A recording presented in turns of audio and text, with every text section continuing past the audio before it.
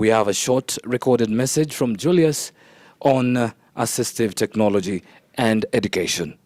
Julius? This is Julius Mbura. He has a black curly hair, he's wearing a grey striped shirt, and he's talking to you. Hello everyone. My name is Julius Mbura. I'm a lawyer, an advocate for disability rights. I work at inABLE under the advocacy wing as the advocacy officer and legal officer. I am from Kenya. I am a VIP, visually impaired person, and I'm known for reviewing cars by touch and feel. I'm a risk taker and a lover of life. I strive to live a heart-centered life and to shift perception of people on disability. I wasn't born blind.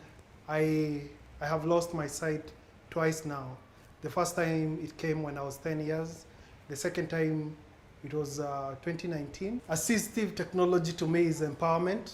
It's the road to freedom for a person living with disability. And it's what I attribute my success to. It's the reason why I'm independent. I work and carry out my errands without needing help. It's my technological lens. I came to the realization that my disability is not my limitation when I got to university and I got to interact with people from diverse backgrounds. This is where I had to really work on my inner self and come to terms with the fact that I'm in this situation, but that won't be a stumbling block. Using assistive technology actually from a young age would expose these blind and visually impaired kids to actually go beyond what they know, get them to know that they are more capable and they are more they're more independent in their own ways, and they can dream for whatever they want.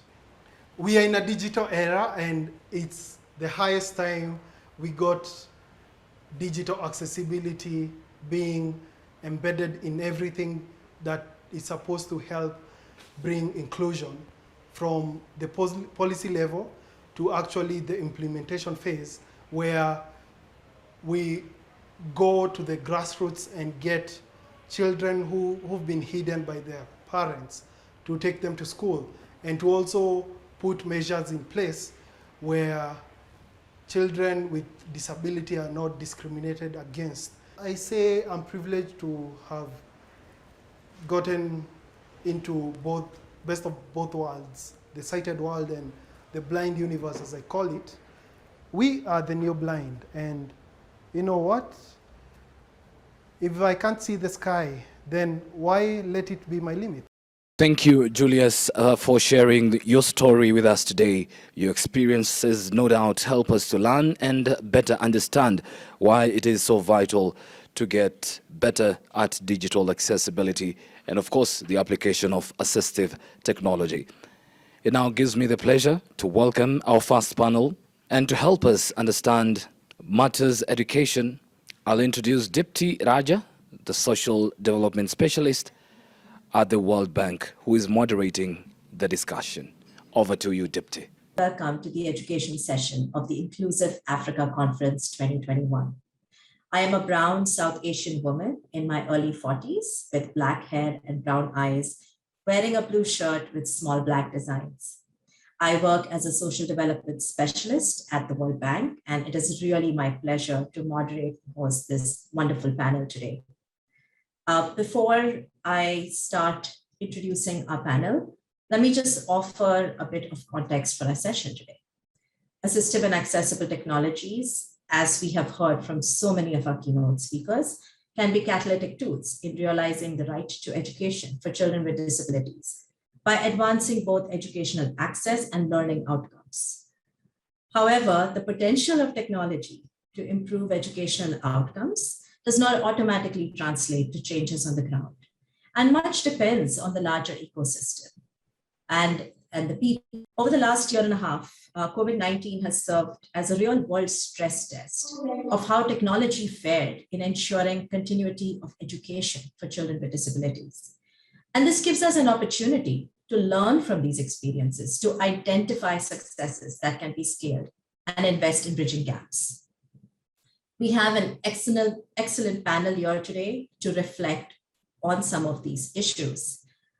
Without further ado, let me introduce them. We have Dr. Fred Haga, Director of Special Needs Education from the Ministry of Education, Kenya.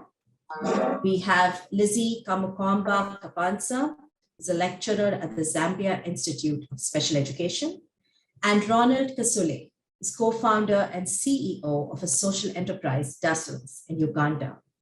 I am also going to request everyone to please mute their microphone. Let me also talk a bit about the format of the session. I am going to open the panel by throwing a question to each of our panelists, just to help them frame the context and talk to us about their experiences and insights. And then we invite all of the audience to send us their questions so that the panelists could respond to those as well. So please start by putting in your questions in the Q&A box. All right, getting started with the panel now. Fred, COVID brought about a rapid shift to remote learning, which had advantages and disadvantages for learners with disabilities. How do we take the positive learnings from remote learning forward when we return to so-called new normal? Thank you. Over to you, Fred. Thank you so much. Good morning to everybody. It's nice to be participating in this second inclusive conference. You are right. When COVID struck last year, one of the most important lessons that all stakeholders got to learn was that children, especially learners with the disabilities and other special needs, are very vulnerable because they found themselves at home without access to learning material and content, while their peers with disability were continuing to learn remotely. And they also found that their parents were not able to support them because many families have not quite interacted with the devices that are required to help these children learn. And we also found that most of the devices, even in schools, which had digital learning programs, were actually left. For a very long time, children with disabilities stayed at home and were left behind. That brought to the fore the issue of their vulnerability, and stakeholders had to think fast, be reminded of that very significant population. However, going forward, picking up on those lessons is important to learn that we need to plan inclusively, even as we intervene and implement our different education programs. We always need to remember that there is a significant population of learners that require a different approach, an inclusive approach when it comes to providing learning needs. Therefore, going forward, I think as stakeholders, like ministries and other relevant organizations that are involved in the education of children with disabilities, it is critical that we get the role of assistive technology in the education of all learners, but especially learners with disabilities. And it is at this point that I call upon stakeholders strike a balance even in the budgeting process, because sometimes resources are channeled towards learning resources are not portable, are not reachable remotely, and sometimes these resources cost probably even more than some of the assist devices that would be required to reach to children.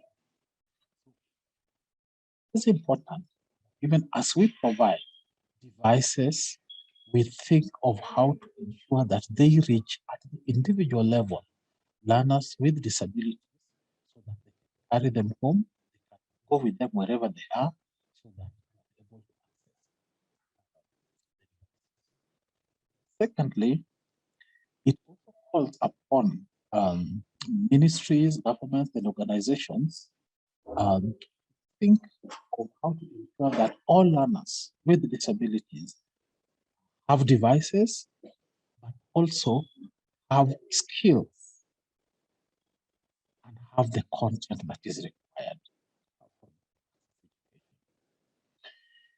Most importantly, I think it is also important to note that the role of parents, especially in families which have children with disabilities, the role of families and parents and other siblings is also very key, because they should be able to have the kind of competence to support their children or their siblings with disabilities. Because up to now, many families have left that process of teaching and engagement to the schools. And some of them have not been able to learn some of the use of the assistive devices, or even things like Braille, other different media, sign language, the proficiency required for learning, that they may be able to support the learners. I think while there were lots of advantages in terms of further marginalizing the population of learners with disability, those lessons are very important to be incorporated in the learning and implementation process, so that we ensure no learner is left behind. Thank you so much, Fred. And I have to say,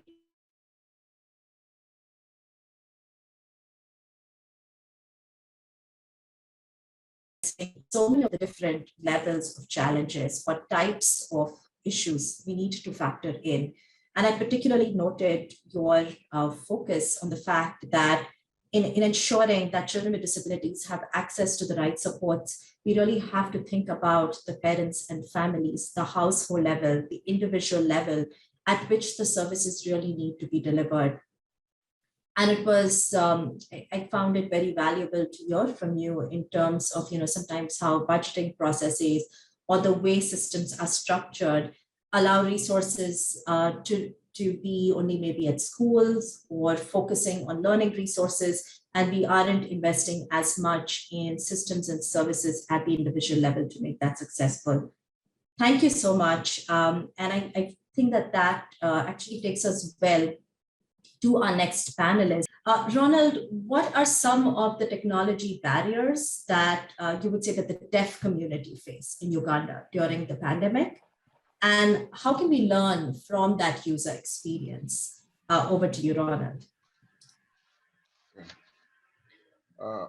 Thank you very much for this wonderful opportunity for me to address Africa this morning about the tech barriers faced by our colleagues, the deaf, during the COVID-19 pandemic.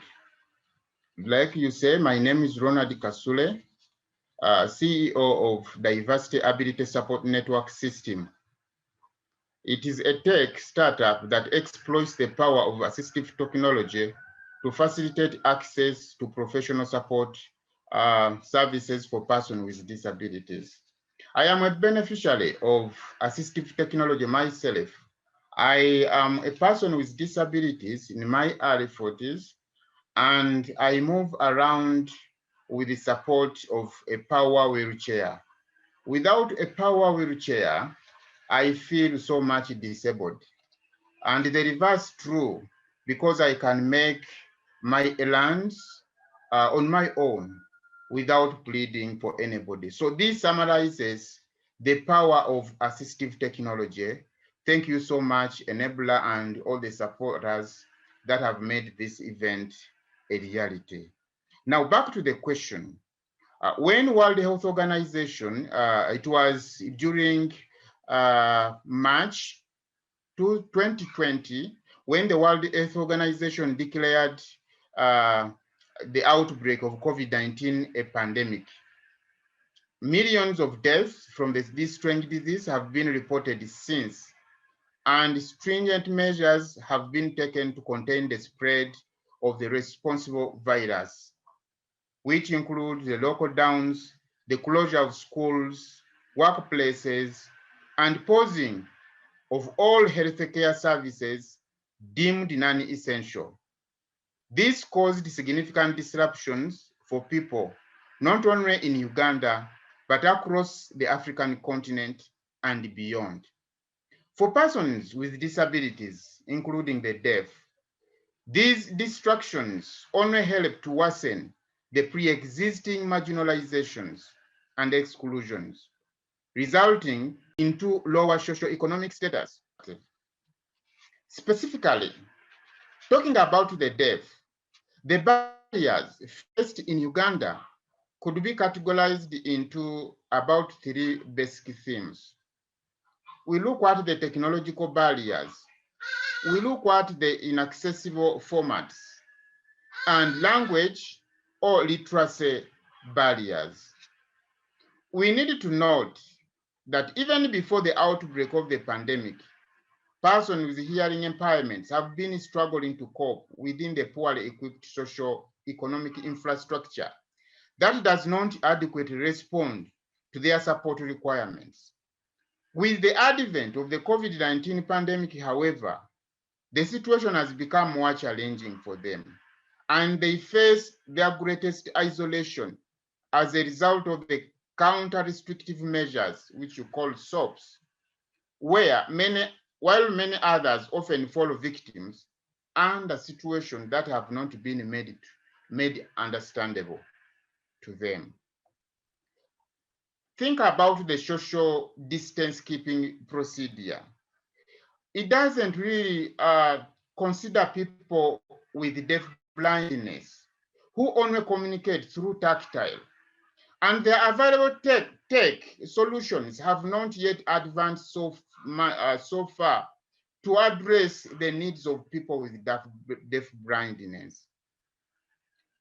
Uganda, just as any other country across the globe, imposed the lockdown restrictions, thereby shifting from the physical to the virtual world, as my colleague has already put it. However, the virtual world is only accessible for people with required infrastructure in terms of the digital equipment and technologies, including computers, smartphones, internet connection, televisions, and others. Unfortunately, most of our deaf colleagues and persons with disabilities in general tend to fall on the wrong side of the digital world, with no means of access to such digital devices, let alone the literacy skills to effectively operate them.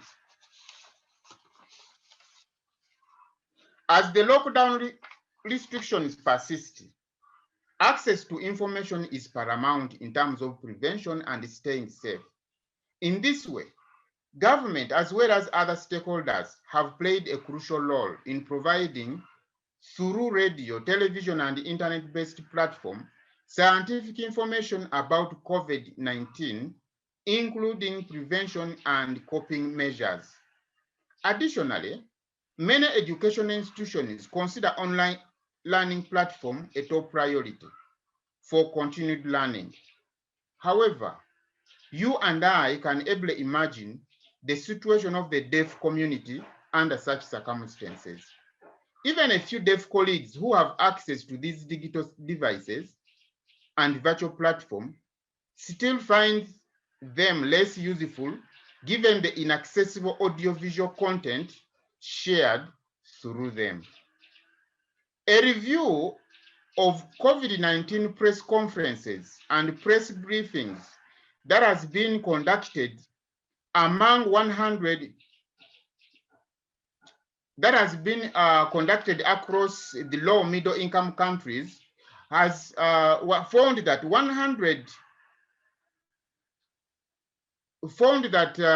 about 64% of 123 low and middle income countries had sign language interpretation available. And none out of the 5 major international organizations, including the World Health Organization, provided sign language interpretation during their press briefings and conferences. Further, where efforts were made to provide sign language interpretation, interpreters were not always adequately trained. For deaf people who could not understand sign interpretation, providing captions is usually a crucial requirement to ensure information is accessible to a wider community. However, this is equally still a big challenge in Uganda as elsewhere in Africa. So, how can we learn from the user experience? We believe that disasters and emergencies like COVID-19 can sometimes act as a catalyst to drive forward progress in the aftermath. We need first to embrace the commitment to build back better and deliver to our promise to leave no one behind. I find that knowledge and experience sharing events such as this conference are very important to bring to fore the challenges faced by our different disability constituencies.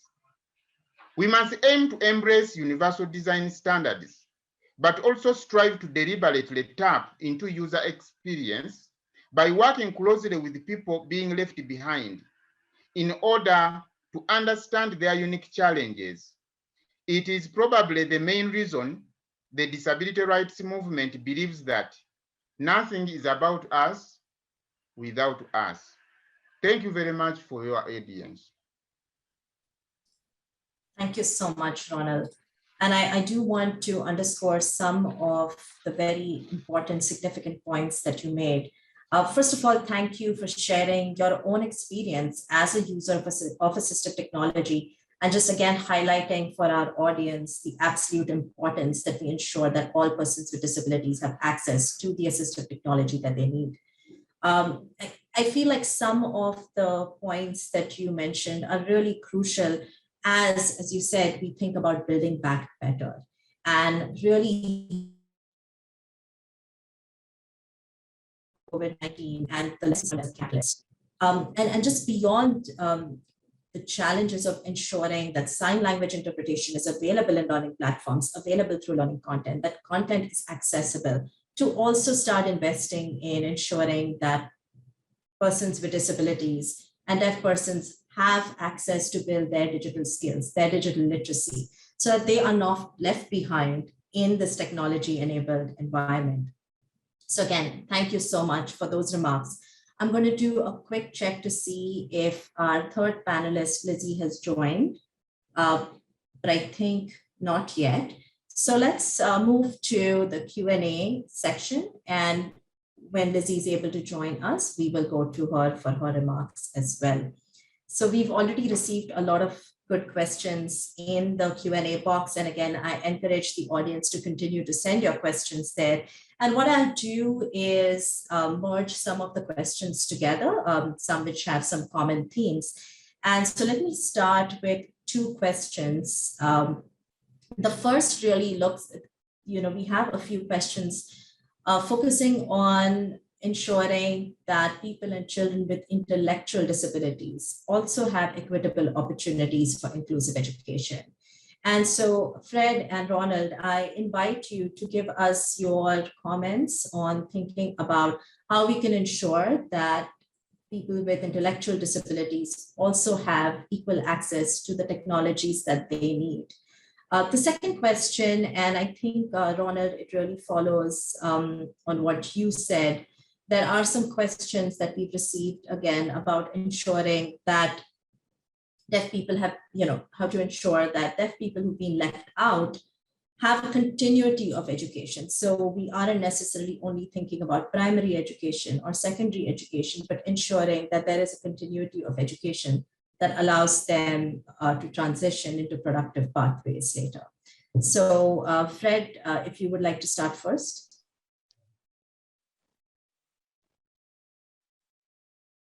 Thank you. Thank you so much. Hope you can hear me clearly. Yes, we can. Thank you. I think that's a really important a question, because of all the different populations of children or persons with disabilities. Those with intellectual disabilities end up being quite marginalized, I should say. But to ensure that they are able to access quality education, it is important to look at curriculum provisions, so that whoever is providing the education is able to look at curriculum differentiation, but begin by assessing the specific needs and abilities of the individual learner, so that an individualized education plan can be provided to meet the learning needs of the particular learner. And the range of technologies, assistive technologies that can support learners with intellectual disability so wide, especially after having established the specific learning needs. Because this could range from everyday chores, learning everyday chores, um, technology to remind them of what they need to do as they prepare to face the day or in the classroom, and technology that will make a learning very stimulating and interesting, will be able to capture and attract and retain their attention, especially after being broken down. I believe that with the right approach, that is beginning by establishing the specific needs that will inform appropriate technology, it is very possible to include learners with intellectual disabilities the learning process, so they're also able to access at a level they might find themselves in. I also wish to share Kenya's example, where the curriculum has been differentiated. There is a stage-based curriculum, and for this such that it focuses on the things that they need to learn, and how best to move on or to transit to other levels after accomplishing tasks that have been set. So is my Fred, thank you. Thank you. Thank you so much. I apologize for cutting you short, but in the interest of time, I also wanted to ask Ronald to come in and respond to these initial questions. I am very happy to say that Lizzie has joined us. So Ronald, after you provide some reflections on the questions, we will go over to Lizzie for her remarks. And then if time permits, I would like to throw one more question to the panel. So Ronald, if you had any reflections on the initial questions. Okay, thank you so much. Actually, most of what I could say, my colleagues already said, but I'm going to emphasize two main things. First is accessibility. Accessibility in terms of being able to have the gadgets, the required gadgets that our colleagues with intellectual disability need to use. In Africa, the biggest challenge is access. So apart from that access, then we look at the content. Because our colleagues with intellectual disabilities need access to content which is easier to read. So when we really sensitize the designers of these different softwares and content, they needed to design when having the picture of the end user of the content that they develop, to make sure that the content is in easy to read formats, which would be accessible for people with intellectual disability. We may not achieve this overnight, and everyone, all of us, were taken by surprise by COVID-19, but it is not late. We need to build back better, like we say, to make sure that we include everyone. Thank you so much. Thank you so much, Ronald. My warm welcome to Lizzie as well, to the panel. And sorry, Lizzie, are you saying you are unable to hear? Or your interpreter is unable to hear us?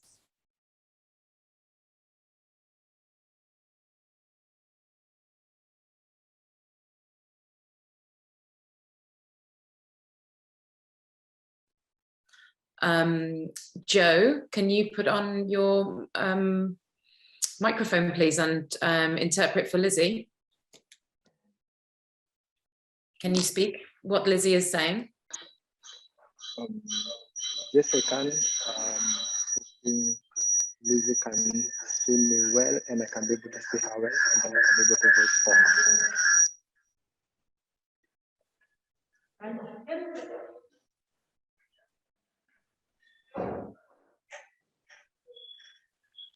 Can you repeat that?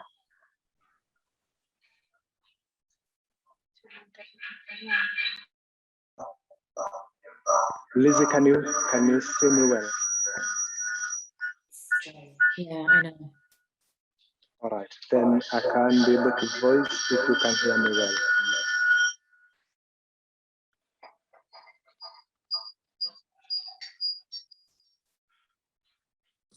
Thank you, Lizzie. So is it okay to start with the question?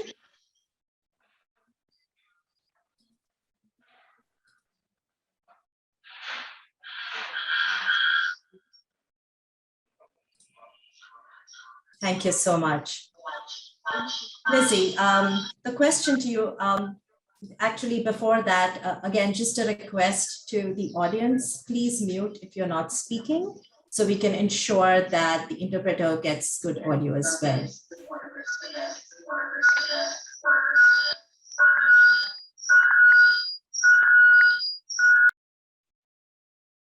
All right, Lizzie, the question to you is, are education institutions equipped for hybrid learning?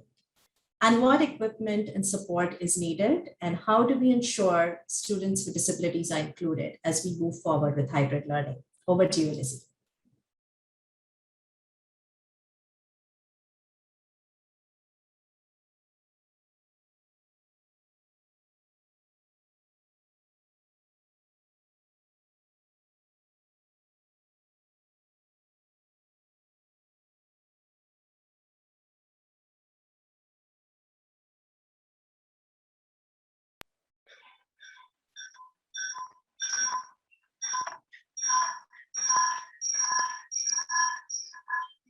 Internet is the biggest challenge that you will find that most of the learners there at home are having. Connectivity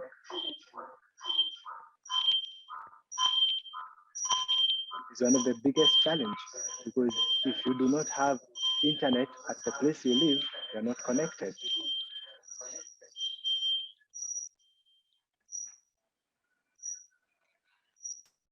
So looking at the different homes,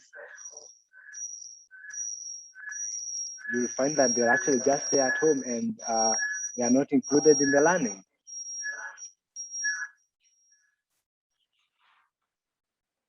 So I do think that connectivity in the different places is first what is needed.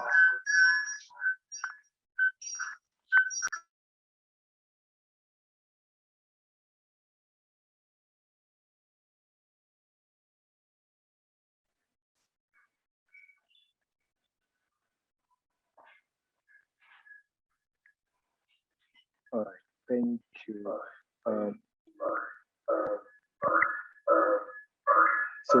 most of the learners who actually now would suffer if they are either struggling at home or at different places.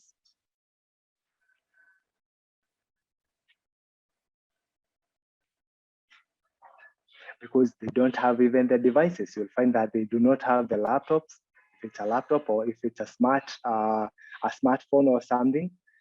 And this is a problem. It becomes hard for them.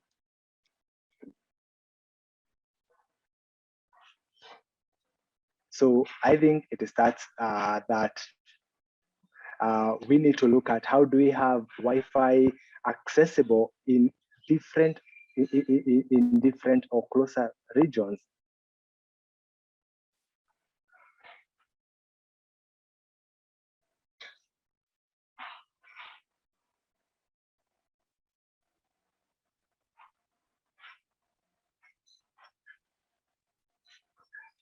So there at the family, how do we make it easy that even at the nearest places, we can have such connectivity? This is how we can be able to help.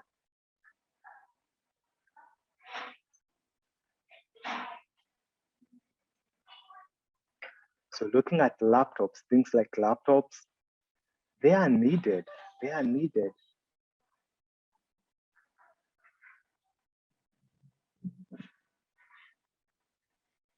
But we are looking at, they are really expensive. So how many families can actually be able to afford it? So it becomes very difficult for the learners with disabilities.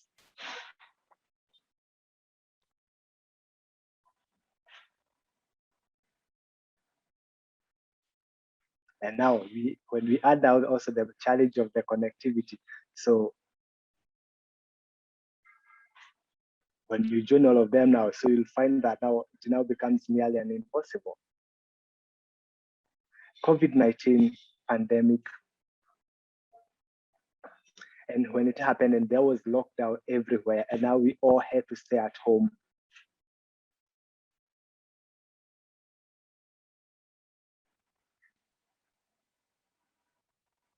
So for those who are maybe able to, let's say the deaf people, when we are trying now maybe even to follow anything on the TV,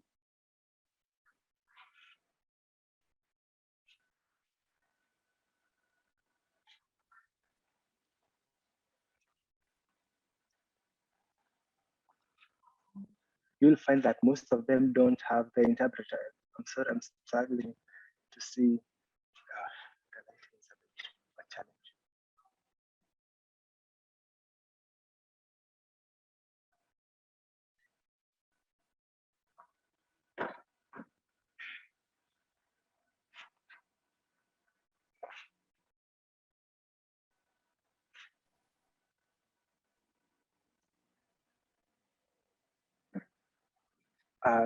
I'm struggling to see, the lighting is really a challenge.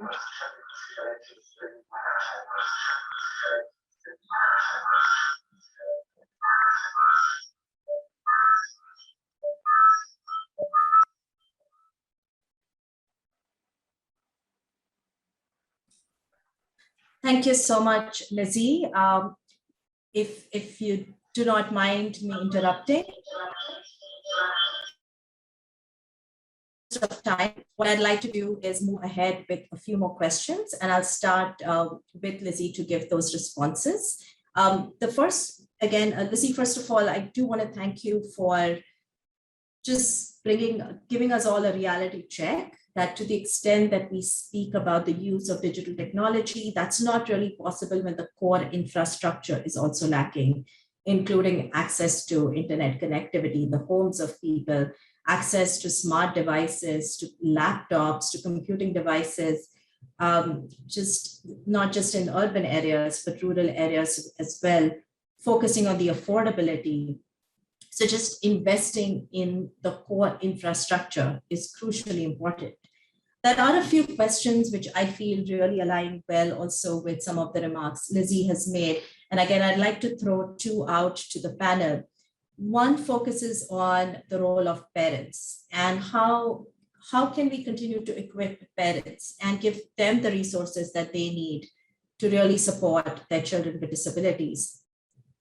The second question actually is around affordability. And over here, I'll expand it a bit to think about the service delivery system. So we have a question about how you assess for the needs of children with disabilities for access to assistive devices. We also have questions around affordability. So if the panelists could think a bit about the service delivery system. We are running out of time, so I'm requesting panelists to keep your remarks to about 2.5 minutes. Lizzie, if we may start with you.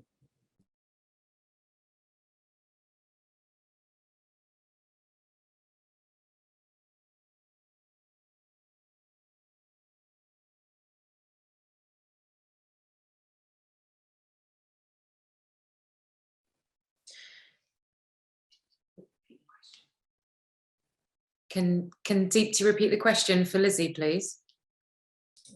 Sure. So I posed 2 questions. One is how we can support parents of children with disabilities and really ensure that they have the supports and knowledge needed to assist their children. And the second question is around investments in the service delivery system. So I'm pulling together 2 questions, one on affordability of assistive technology, but the second on assessment of assistive technology. And you all don't have to answer all the questions. You may pick what makes more sense for you. Thank you.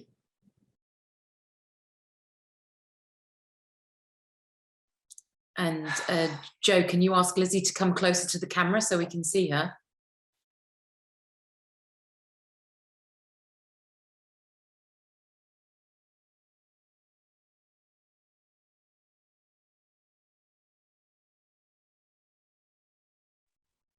I have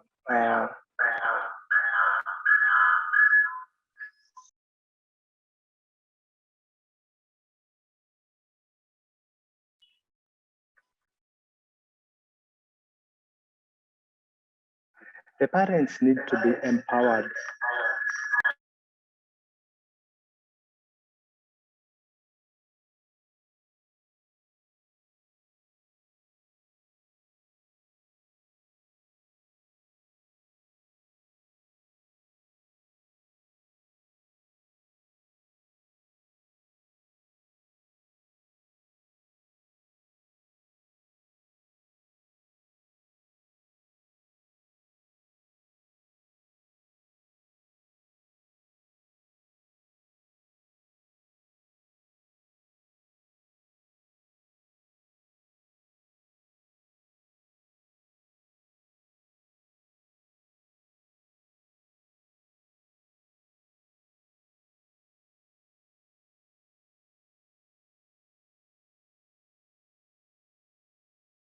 So for the parents,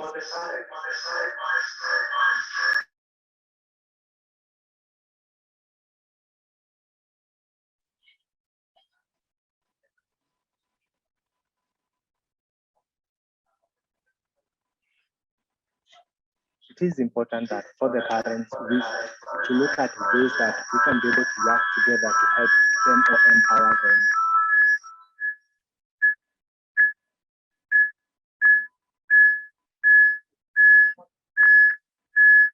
The parents also need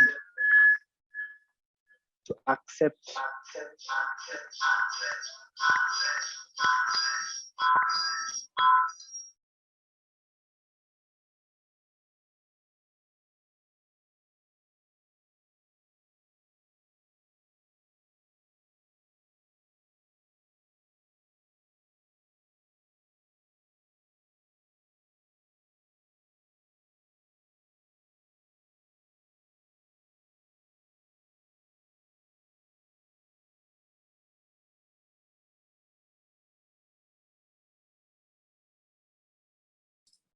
Thank you so much, Lizzie. Fred, if I may request you to come in and give us your responses in maybe 1.5 minutes. Thank you. Thank you. Thank you so much. I think want to talk to the issue of empowerment of parents so that they get actively involved in the education of their children. I think something that needs to be done is getting parents involved right from the beginning. It would be important to sensitize them so that they have a clear understanding of the needs of their children. Because sometimes they may be called upon to purchase specific devices. They may be called upon to provide an appropriate environment at home and to inspire and encourage their children. So I think institutions of learning should get the parents involved by including them during open days or parents' days so that they are also aware of what's happening in the school. They need to learn things like sign language, braille, the use of technology so that they're able to. Thank you. Thank you so much, Fred. Ronald, if I may invite you now to give us your remarks. Thank you so much. In addition to what my colleagues just said, I think also we need to increase advocacy and to sensitize all our governments in Africa and non-state actors to make sure that persons with disabilities, children with disabilities are a priority. Ironically, during the emergencies that came up as a result of COVID-19, many times persons with disability were forgotten. They came as an afterthought, yet they are the most vulnerable group. So we needed to prioritize them, not to just think about them after being reminded. We need to provide them with the gadgets. They would be the first people to think about in terms of the education so that relevant gadget, digital devices are provided and assistive softwares. So we need to think about, to look at them as a first priority other than an afterthought. Thank you so much. Thank you so much, Ronald. We are almost at time for our session, and there are some amazing sessions to come. So it is really difficult to try and summarize just the wonderful, wonderful insights that were offered to us today. But let me try to highlight some of the important issues that came up. And I do want to apologize. I know there were audience members who were still sending questions, and you know, maybe we can try and get back to you on any specific questions later if possible. So just in wrapping up, some of the things that I think really jumped out to me from the entire panel was to think about the spectrum of disabilities, right? Think and ensure that children across the spectrum of disabilities have equal and equitable opportunities for education, even when delivered through technology. Just thinking about the spectrum of disabilities, also following from that, it's really important for us to think about the wide variety of technology that is available from low tech and high tech. I think all of the panelists really underscored the need to invest in the different components of our ecosystem, right? Starting from sometimes the core infrastructure, ensuring internet access, internet connectivity, just access and affordability of the devices, but then also investing in the learning materials that we are preparing, ensuring that the content itself is accessible, and very, very importantly, advocating for and building the knowledge and capacity of all of the different human stakeholders involved, right? Governments and policymakers, teachers, organizations of persons with disabilities, and very importantly, parents, caregivers, and children with disabilities themselves. So again, encouraging all of you as we work together on ensuring inclusive education, that let's think about all of these different aspects of the system and collectively ensure that we can continue to address the gaps. Thank you so much.